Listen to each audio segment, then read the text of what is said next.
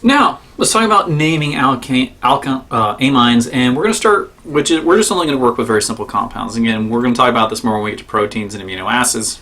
There's a different system we're going to work with. But for naming simple amines, there are two ways. We can name them as alkylamines or alkylamines.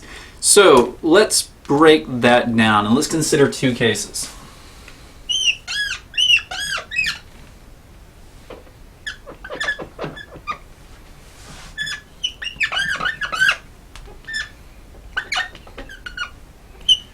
So we're going to put methyl groups on these compounds and just simple branches. And again, we're going to stick to simple things where basically alkanes and alkyl halides because they sit beneath amines in the priority system.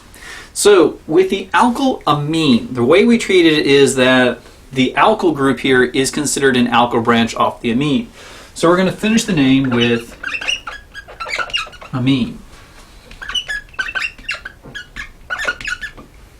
And we're going to have a YL here to designate our alkane group.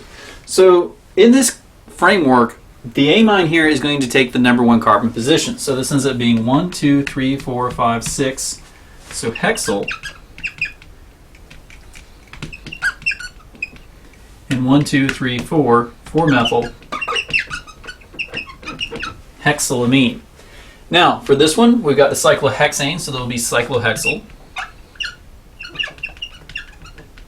And in this case, 2-methyl.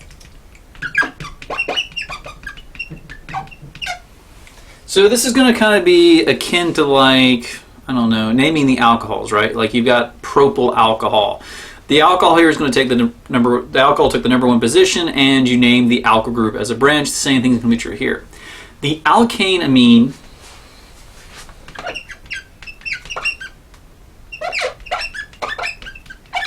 is going to treat the amine as a branch, but because of how we're going to set these problems up, the amines here are always going to be the number one priority. So again, akin to naming alcohols. In this case, we have 1, 2, 3, 4, 5, 6.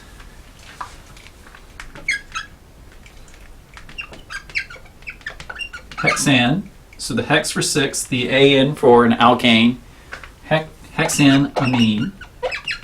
In this case, cyclohexanamine.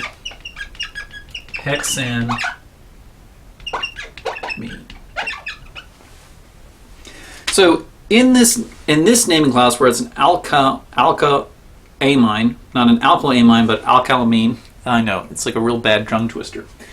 What we're going to need to do is specify position of the amine groups. In this case, it's going to be one in both because we want the amine to take priorities, and then we name the position of any alkyl branches or halogens based on this starting amine position. So again, we still get the 4-methyl. In this case, the 2-methyl. So here's how you would name it if it's just a simple primary amine. Here's the stipulation here. It has to be a primary amine. We have the alkyl naming, where we treat the carbon groups attached to nitrogen as an YL an alkyl group attachment. And if we decide to do with the hexanamine or the alkanamine naming, in this case we're going to need to specify the position of the amine on the chain, and then specify the position of the groups with giving priority to the amines. Now, like the alcohols, there's ups and downs to both of these. If it's a simple alkyl group, it's easier to do just kind of this naming, the alkylamine naming. If the amines along the chain, it's a lot better if you do this type of naming scheme. So what do we do if we get to secondary and tertiary amines? Well, we're going to stick more to this alkylamine, and we'll talk about how to name those in the next video.